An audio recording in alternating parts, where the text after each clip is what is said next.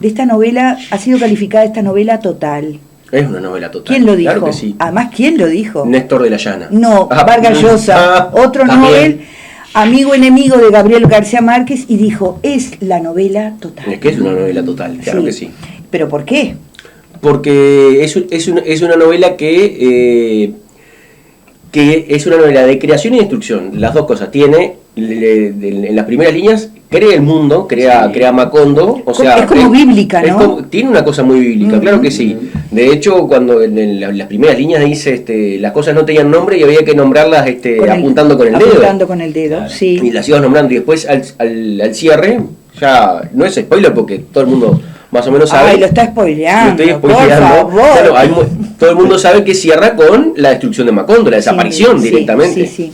Entonces tiene la creación y la destrucción, tiene todo, y en el medio tiene toda la experiencia humana, ¿no? Claro, la experiencia humana concentrada en la historia de una familia, 6 generaciones de la familia de los Buendía, y además en la historia de alguna manera simbólica de Colombia. ¿No? Sí. No, yo creo que toda Latinoamérica. O de Latinoamérica. O por lo menos toda la parte norte de Latinoamérica, sobre todo, ¿no? Sí. Algunos hablan de que Aureliano Buendía puede ser una especie de compendio de Bolívar. Algunos dicen eso. De lo que es interesante, no lo había sentido, pero es interesante. Sí. Y de todas las guerras civiles que han asolado en el siglo pasado, siglo XIX. El siglo XIX y siglo XX. Siglo XX a Latinoamérica, ¿verdad? Sobre todo esa zona que usted señala. No, por eso, es que yo estaba pensando sobre todo en la presencia de la compañía bananera, que es fundamental también en el desarrollo de la novela. Sin duda. Que cómo impactó justamente todas las compañías frutícolas, todo lo que fue del sur de México hasta, Colombia, Venezuela, Ecuador, si se quiere, cómo impactó la política local, o sea, la política de esos países, cómo ha impactado compañías que se dedicaron a la explotación de la banana, cómo marcaron la política de esos países, ¿no? Claro. Imponiendo su voluntad. Ahí está. Sí. Y está muy bien reflejado, porque algunos dicen que García Márquez se mantiene como esa especie de narrador omnisciente, ¿verdad? Que conoce todo. Que García Márquez sería Melquíades. Usted dice que sí, Melquíades. Hay una cantidad de personajes interesantísimos en 100 años de soledad que nosotros podríamos resumirlas en aquella canción, ¿se acuerda que escuchamos el otro día, que se llama Los 100 años de Macondo? Sí, que acá lo conocimos por los Guaguancó. ¿Qué dice? Bien. 100 años de soledad, los 100 años de Macondo, que habla justamente de Melquíades, ese personaje tan omnipresente en la historia de Macondo y sobre todo en las ilusiones digamos, de José Arcadio Buendía, del patriarca de la familia, que se veía de alguna manera contactado cada vez que Melquíades y la tribu de gitanos llegaba a Macondo, con los nuevos inventos, que era como una especie de vínculo entre Macondo, ese pueblito ahí reducido en la ciénaga de Colombia, del interior, Aracataca se dice que es el lugar donde nació Gabriel García Márquez, una especie de Aracataca, mítico, mágico, ¿verdad?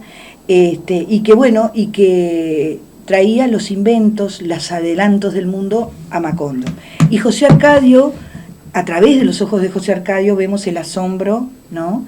Y las ganas de aprender infinitas que tenía José Arcadio, y que es de alguna manera esa también curiosidad del ser humano, ¿no? Que está siempre buscando, que está siempre tratando de descubrir, que está haciendo... Bueno, lo interpreto así, usted interpreta como quiere. No, yo lo interpreto de la misma forma.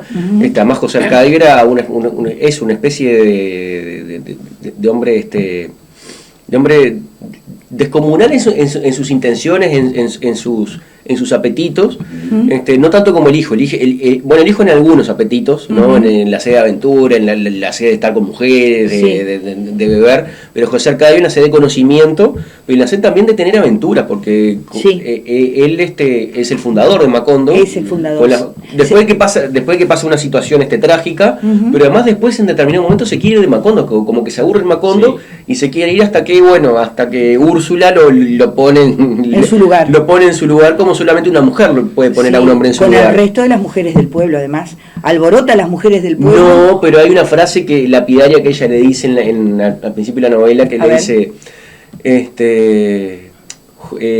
no me acuerdo, pero es cuando él estaba pensando pensando en irse, empieza a guardar las cosas y ella lo mira. Lo deja que empiece a guardar las cosas en el baúl, sí. Y lo mira y dice, ¿cómo que te piensas ir? Dice, no, nos vamos de acá, porque esto, porque el otro, y él le dice... Ah, ya sé cuál es la frase. Sí. ¿Cuál es la frase? Aquella que si me tengo que morir yo... Claro, él le dice, uno no es en ningún lugar hasta que no tiene un muerto. Un muerto. Y ella le dice, bueno, si me tengo que morir acá para que nos quedemos, me muero. Sí, me mato, sí. Exactamente. Cual, sí. Y entonces José Arcadio se rinde y se queda en el Macondo. Y se queda. Está. Pero cuando una mujer te dice, si me tengo que morir, me muero, tú te quedas. Claro. Está. Sí. Bien. El otro aspecto interesante de 100 años de soledad es el realismo mágico, ¿verdad? Sí, claro. Que si bien ahora a la luz, ¿no?, y con el diario del lunes sabemos que el realismo mágico no fue un invento de Gabriel García Márquez, porque incluso nosotros sabemos que el propio Onetti estuvo participando de ese boom latinoamericano, ¿verdad? Claro, y hay otros. Un poco más de refilón, pero Onetti en la vida breve, en la vida breve que es anterior a Cien años de soledad, tiene... Y la creación de Santa María, ¿verdad? Y claro que es esa, no, pero yo creo que uno que entra más centralmente en eso y es anterior a García Márquez es Rulfo. Rulfo. Ahí está. Entonces, bueno, pero de todas maneras fue el que lo puso en el mundo de una manera, ¿verdad?, desbordante, porque incluso nosotros intentamos llegar, yo en mi caso, cada vez que intento abordar 100 años de soledad, entro como por el costado, de refilón, porque es como que te inunda de tanta información y de tantos personajes. Yo recuerdo que la primera vez que leí 100 años de soledad, que tenía 13, 14 años, fue un libro imponente, sí, hace muchísimo tiempo. He vuelto a leerlo de nuevo, ¿verdad? Y ahora otra vez lo estoy revisitando, pero por fragmentos, incluso por audiolibro, porque... Es como el río, uno nunca lee 2 veces el mismo libro. Seguro, tal cual. Pero en esa edad, eso, ¿no? Yo quería decir que en esa edad, cuando lo leí, me perdía dentro de las páginas. Entonces me acuerdo que estábamos con Alicia, que es una amiga. Se perdían las páginas y se perdían las generaciones de Aurelianos y José Arcadios. Claro, ahí está. Entonces, ¿qué hicimos? Armamos nosotros el árbol genealógico de todo y lo volvimos a leer, y bueno, fue un disfrute, ¿no? Claro. Además, familiarizarnos con todos esos personajes, incorporarlos a nuestra vida diaria y permanentemente estar citando frases y cosas y lo que dijo tal otro, y que Amaranta, que tejió su sudario, ¿verdad? Y determinó, porque además la visitó la muerte, y le dijo, cuando termines de tejer, no se llama sudario, tiene otro nombre, ahora no me acuerdo, pero bueno, es... digamos, el manto con el que se arropa a los muertos para enterrarlos. La muerte le dijo, vas a morir al otro día de que termines de tejer tu sudario. Te dejo el tiempo que quieras, eso sí, pido que no me hagas trampa, algo así, ¿no? Entonces, téjela de la manera más compleja y preciosista que quieras.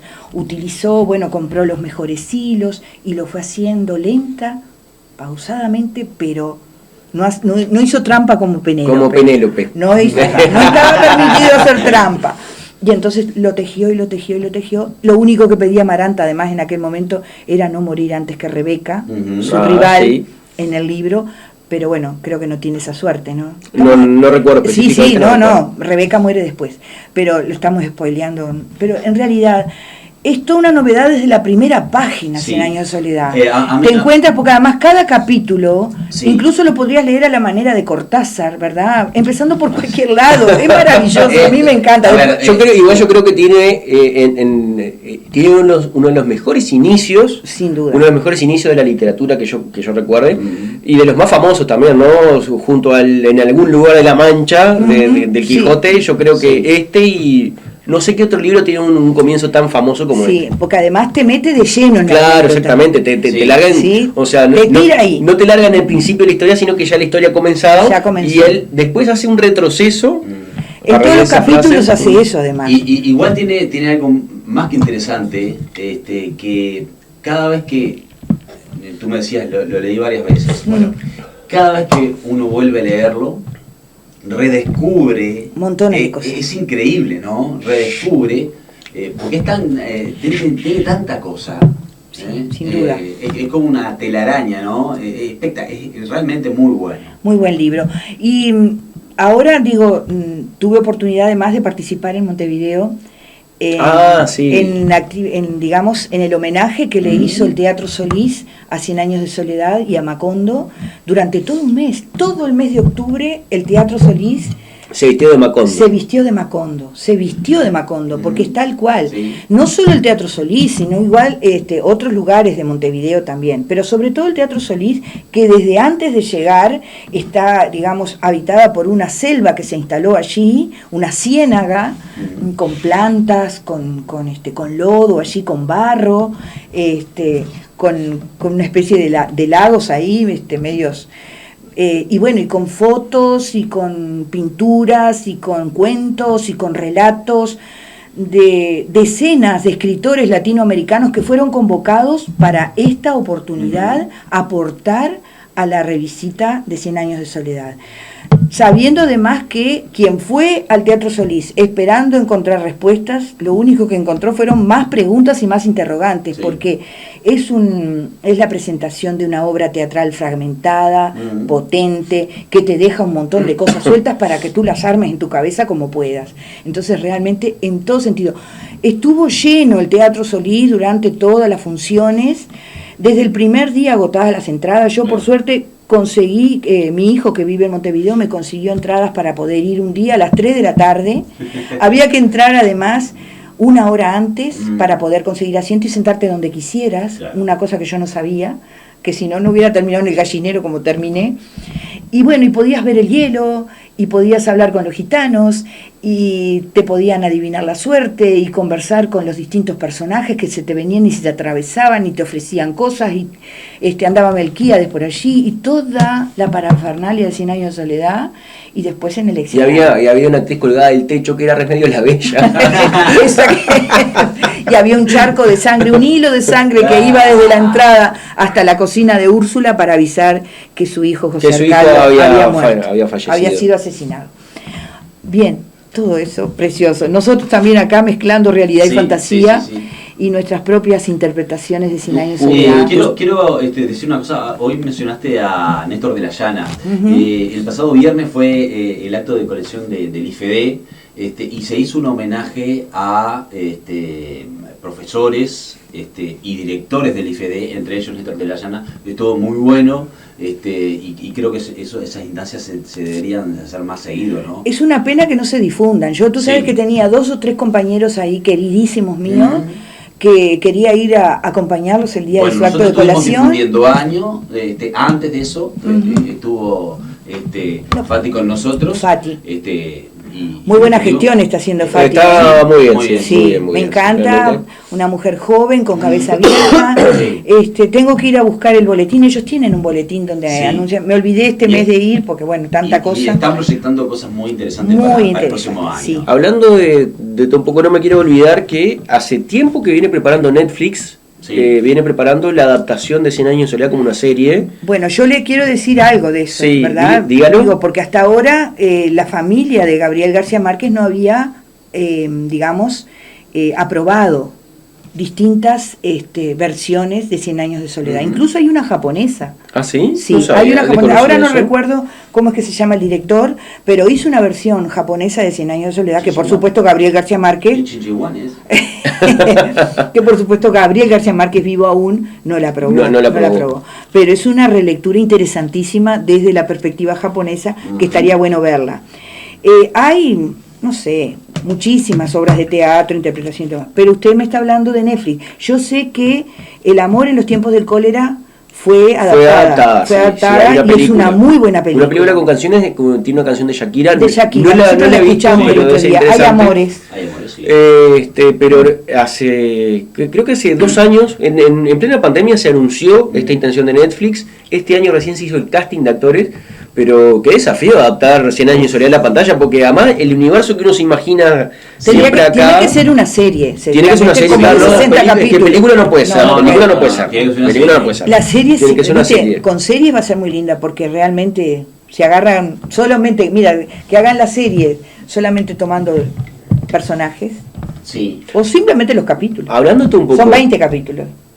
Hablándote un poco, no me quiero olvidar, tiene un episodio ahí que justamente tiene que ver con la compañía bananera, que cuando masacran a los trabajadores... Eran 3.000, yo lo tenía acá, Mira. Que tiene que ver con que tiene que ver con la historia colombiana directamente, Sí, con lo que hablamos hoy. Es un caso verídico, ¿verdad? Claro, la masacre de las bananeras se llama, que sucedió en 1902, en la década del 20, no me acuerdo si fue en 1928 exactamente, donde justamente el ejército colombiano acribilló a trabajadores de plantaciones de bananas, debido a que, entre otras cosas, porque se temía la intervención estadounidense, entonces para evitar la intervención estadounidense, acribillan a los trabajadores que habían ido a la huelga por las condiciones lamentables en las que estaban, y después como que ese episodio se quiso borrar de la historia colombiana. Entonces García Márquez dice que el episodio ese que está en el libro solamente lo recordaban una de las víctimas, una de las José pocas víctimas que sobrevive, y un Gabriel que aparece también en la novela, que supuestamente es un alter ego de García Márquez.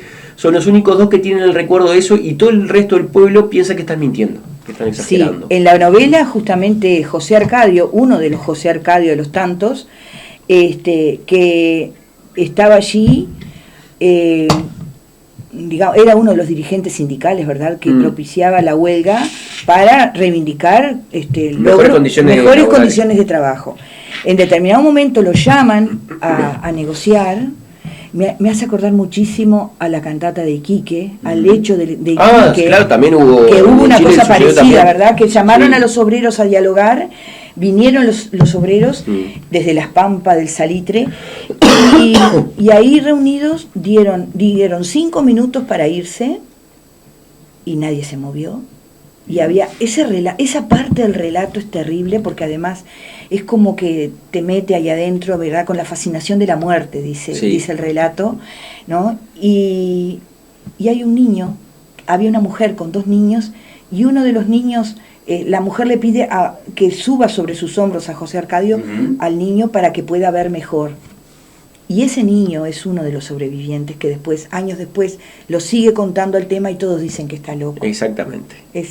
En la novela es así, y en determinado momento viene como una ola, porque además, dice, hablando de la fascinación de la muerte, los empiezan a ametrallar a la gente, y hay como un momento en que todo queda como suspendido, y parece que la multitud va a ser invulnerable. Hay como una ilusión de invulnerabilidad para esa descarga de metralleta, pero claro, en cuanto una persona se queja y dice ¡ay!, entonces ahí se rompe el hechizo y empiezan a caer todos y empiezan a girar en redondo, porque además nadie atina a ir a ningún lado. Y se llevan los cuerpos después. Se los llevan en el tren. En el tren. Y José Arcadio es uno de los sobrevivientes que iba en el tren, y que empieza a recorrer los vagones y se encuentra con cientos y cientos y cientos de personas muertas, hombres, mujeres, niños, ancianos. Y la única palabra que dice cuando se baja, que se tira del tren. Se tira el tren. Porque ese tren iba al mar. Exactamente. Debían ser como 3.000. Esa es la frase. Y ahí sale Victoria Villarruel y dice, eran menos de 300. Ay, por favor. Bueno, usted me le quita solemnidad al momento. Perdón, no quería quitar solemnidad, pero estamos en debate, porque es algo que está pasando ahora. La candidata a vicepresidente junto con Milei, es de las que niega que hayan sido 30.000 víctimas, 30.000 desaparecidos en Argentina, y dice que fueron menos de 8.000. Claro.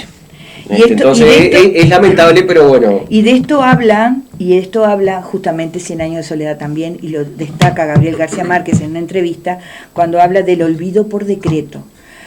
Institución que fue muy común en nuestro continente, ¿no? Sí, tal cual. Porque cuántos miles, es lo que tú estás diciendo, 30.000 ahora, Milei y sus súbditos intentan minimizar, como acá en Uruguay también lo están haciendo, ¿verdad? Sí. Siempre tratando de minimizar, decir que se fueron del país, que quién sabe dónde andan. A ver, pero más allá de la cifra, como si fueran 8.000, como si fueran menos cruento también, ¿no? Como si fuera menos tragedia. Sin duda. En fin. ¿No? Así que bueno, tanta cosa para hablar, ¿no? Así que hablamos del realismo mágico, lo real maravilloso, llevado además como quien cuenta algo muy tonto, ¿no? Porque además es lo que tiene 100 años de soledad. Te cuenta las cosas, lo terrible, contado como si fuera algo intrascendente también. Exactamente. ¿No? Y lo maravilloso, también contado como algo cotidiano, porque eso de llevar el hielo, que es una cosa cotidiana para nosotros, ¿verdad? Pero en aquel momento para ellos era mágico. Tocar el hielo, mirar el hielo. La ascensión a los cielos de Remedios la Bella. Bueno. ¿Qué es lo que le preocupa a la tía cuando la ve ascender al cielo? ¿Qué era lo que le preocupaba? Las sábanas. Las sábanas que se las llevaba. Que, claro, se las llevaba las sábanas. Estaban caras las sábanas, claro, en Macondo. Le preocupaba las sábanas. No le preocupaba que la otra ascendiera en cuerpo y alma al cielo. Tal cual. Y bueno, o sea, el realismo mágico, el tema de la memoria, de la desmemoria, el olvido por decreto, incluso el carácter bíblico que hablábamos hoy al principio, ¿no? El tema de la peste del insomnio y del olvido, que está también, es otro de los capítulos. Sí, es espectacular, el diluvio que duró. No, primero el insomnio. No se podían dormir por nada del mundo, ¿no? Alguien viene del exterior de Macondo y les contagia la peste del insomnio a los macondienses, no sé cómo decirlo. Sí, macondianos sería, ¿sí? Macondenses, qué sé yo. Les contagia. Y después del insomnio viene la peste del olvido y otra vez vuelven a los cartelitos, en los objetos, ¿no? Tratan de mantener la memoria, Arcadio trata de mantener la memoria de los nombres de las cosas, pero llega un momento que hasta se olvidan del significado de las palabras. Entonces los carteles no sirven para nada y vuelven una especie de amnesia total. La otra peste que usted habló, ¿de cuál fue? El diluvio que duró 4 años. 4 años, sí, imponente, también. O sea, todas las cosas tienen un carácter bíblico, apocalíptico en 100 años de soledad. Esa es otra de las características, claro, sí, por ¿no? supuesto. Y bueno, y lo que hablábamos hoy de la historia de un país continente, una síntesis simbólica de todo eso que pasó y que está concentrado sobre todo en este tema de las bananeras, ¿no? De los desaparecidos, de los asesinados desaparecidos, y el tema de las guerras civiles, esas cruentas guerras, enfrentamientos. 32 guerras libró el coronel Eureñalo Bondi y las perdió todas. Y las perdió todas. Y una guerra además fratricida, sí, porque claro, era entre liberales y conservadores, que además algunos decían que la única diferencia que había entre liberales y conservadores era que unos iban a misa de 5 a 9 y otros a misa de 16 a 17, por decir algo, no me acuerdo bien cómo era. Porque al final de la guerra termina en eso justamente. Muchas de las personas que acompañaron las guerras apoyando a los liberales terminaron en el otro bando, apoyando, sobre todo los terratenientes, que al principio apoyaban y después cuando las reivindicaciones de los liberales se hacen más radicales, se dan vuelta. Eso fue también una característica muy propia de Latinoamérica y de las diversas traiciones a las revoluciones que han habido, empezando por la nuestra acá de Artigas, ¿no? La traición al líder de la revolución oriental. ¿Qué tema? ¿Qué tema? Y si tendremos para hablar sobre bueno, pero verdad, digo, es como que vamos y venimos de 100 años de soledad porque tenemos muchas cosas para reflexionar. Y bueno, ¿y qué tema? El tema del amor en 100 años de soledad, ¿no? Nadie ama a nadie en 100 años de soledad. Salvo Amaranta Úrsula y el último Arcadio. El último, sí, Aureliano, Arcadio, son los últimos que son los que tienen al hijo con la cola de cerdo. Como si el amor fuera una maldición para los claro, exactamente. Cual, sí. Porque realmente cuando había amor era tan reprimido. El caso de Amaranta es realmente emblemático. Primero se enamora de Pietro Crespi, el famoso Pietro Crespi, el de las máquinas, el de gramófono. ¿Se acuerda que viene a Macondo a instalar un gramófono que era toda una novedad para escuchar canciones, para escuchar melodías y para bailar? Y bueno, Amaranta y Rebeca, los dos se enamoran de Pietro Crespi. Sí. Pero Pietro Crespi corresponde a Rebeca, por eso ahí la rivalidad. Y Amaranta, que también está enamorada de Pietro Crespi, cuando Pietro Crespi, bueno, por un montón de circunstancias, le pide casamiento a Amaranta, Amaranta se niega, y se niega hasta el final, con un empecinamiento autodestructivo, porque realmente ella estaba enamorada, pero por no dar su brazo a torcer, muere virgen además, Amaranta. Después de un montón de cosas, ¿no?, que pasaron ahí en el medio, porque incluso tiene un romance incestuoso con un sobrino, ¿verdad? Con un sobrino. Pero ¿podemos recomendar que lean este libro? Sin duda, tiene de todo. Sí, claro, por supuesto. Tiene de todo. Porque está bien que nosotros lo hayamos leído más de una vez, que les comentemos a nuestra audiencia todos los detalles, pero si hay algo muy bueno es recomendar el libro. Sin duda que por sí. Favor, yo lo recomiendo apasionadamente, pero además, agarren un capítulo. Claro. No solo. Ahí va. Lo otro que se puede hacer además es ver, yo por ejemplo a las personas que tienen dificultades para leer, a veces les recomiendo ver una película, un documental, algo que te lleve al libro, ¿verdad? Que te lleve por curiosidad, que te lleve por afán de profundizar. Hay un documental que se llama Gabo, que está muy bueno, y El amor en los tiempos del cólera es una hermosa adaptación de un libro de García Márquez y que de alguna manera te lleva al universo de 100 años y es de otra soledad. preciosa novela también. Es una preciosa novela, tiene una preciosa banda musical y si queremos un poco algo más corto, la increíble y triste historia de la Cándida Heréndira y su abuela desalmada es una novela corta. Con un título largo. Con un título muy largo, el título es más largo que la novela si se quiere. Bueno, si no, lean un cuento que se llama Los funerales de la mamá grande. Los funerales de la mamá grande. Tanto los funerales de la mamá grande como la Cándida Heréndira y su abuela desalmada, sobre todo este último, están presentes en 100 años de soledad. Son uno de los personajes que pasa por Macondo en determinado momento y se lleva en aquel momento la Cándida Heréndira, de alguna manera inicia sexualmente a uno de los Buendía, a José Arcadio, al grandote. Al grandote, al segundo. Al segundo, o al primero, sí, porque el primero. El primero el patriarca. El patriarca. Uno de los 3 hijos del matrimonio Buendía, Iguarán era el apellido. Iguarán de Úrsula. Se lo lleva por el mundo y bueno, y cuando él vuelve pasan otras cosas. Pero realmente, digo, esa novela cortita, búsquenla, debe estar en internet,